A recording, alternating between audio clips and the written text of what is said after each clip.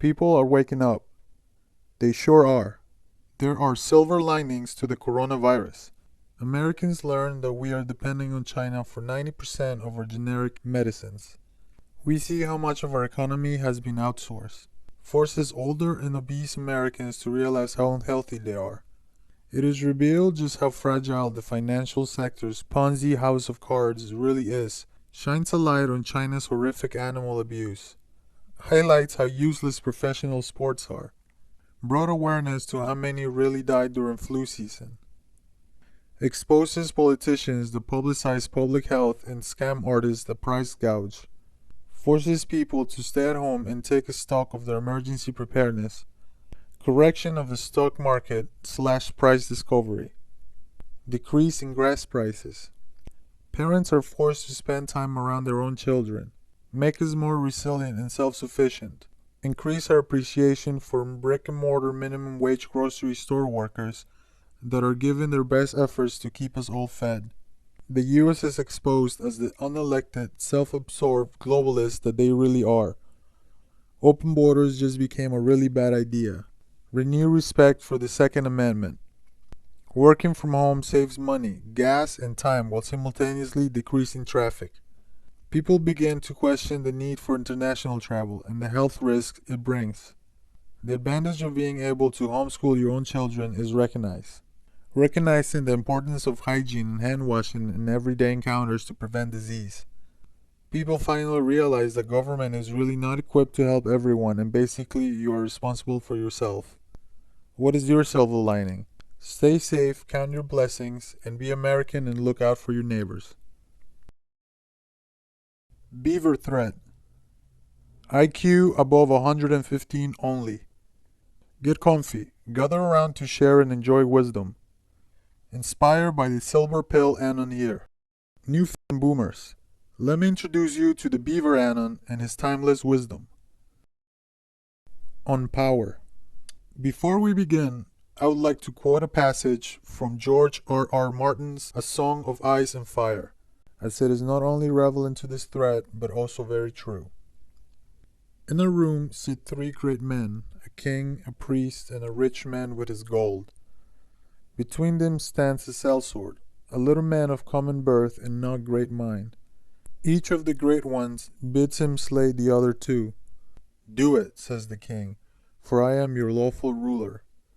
Do it, says the priest, for I command you in the names of the gods. Do it, says the rich man, and all of this gold shall be yours. So tell me, who lives and who dies? Oh, I think not, Barris said, swirling the wine in his cup. Power is a curious thing, my lord. Perchance have you considered the riddle that I posed you that day in the inn? It has crossed my mind a time or two, Tyrion admitted. The king, the priest, and the rich man. Who lives and who dies? Who will the swordsman slay? It's a riddle without an answer, or rather, too many answers. All depend on the man with the sword. And yet he is no one, Varys said.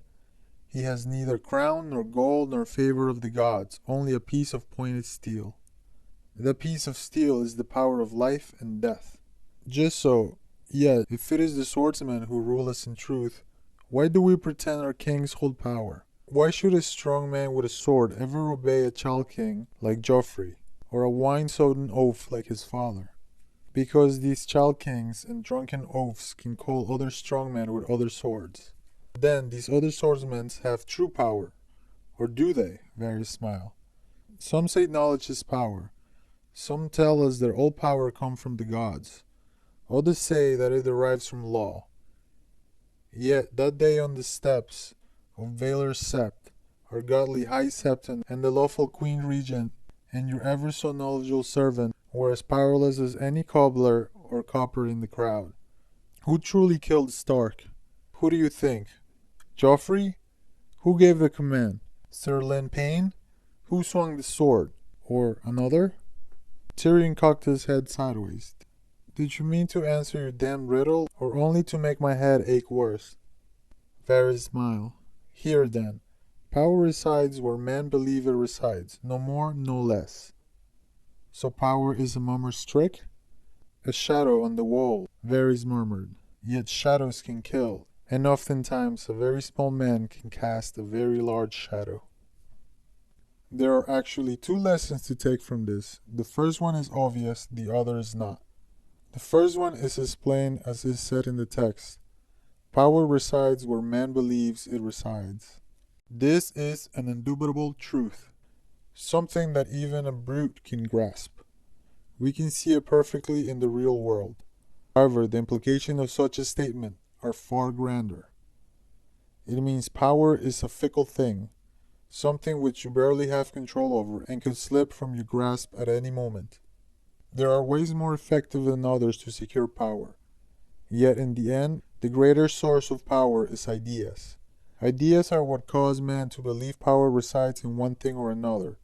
Without ideas, it is merely the well-armed, the strong who rule and have power, and they rule only until someone else can kill them. The second lesson, however, is the truly interesting one. It's one which a careless reader might have interpreted as mere ass-kissing written into the text. And oftentimes, a very small man can cast a very large shadow. This is supposed to be interpreted as Varys complimented Tyrion, a dwarf who is currently acting as Regent Lord. However, in reading between the lines, one can interpret Martin's true meaning, and it is something far more sinister, and the reason why the world's governments are so paranoid, so anxious to control everything. When Varys said, "A small man can cast a very large shadow," what he meant is that the most powerful men in the world are likely not kings, not rich men, not priests, not even warriors. They are likely unremarkable men with a remarkable ability to manipulate the world through ideas and their ability to spread them. Understanding this, one can now understand why the world's government are scrambling to control the internet, to install surveillance, to track people, to control speech. They know and understand that truth more than you can imagine. And because they understand it, they also understand that they are at the mercy of a nobody somewhere. Maybe just some barfly who talks a lot in a popular bar frequented by a lot of people in New York. Those words get repeated until they affect some people everywhere. Maybe some woman writing a blog about her everyday life.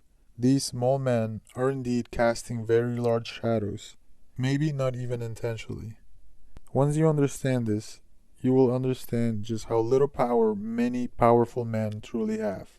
You'll understand their paranoia, the urge to control information, the urge to control people.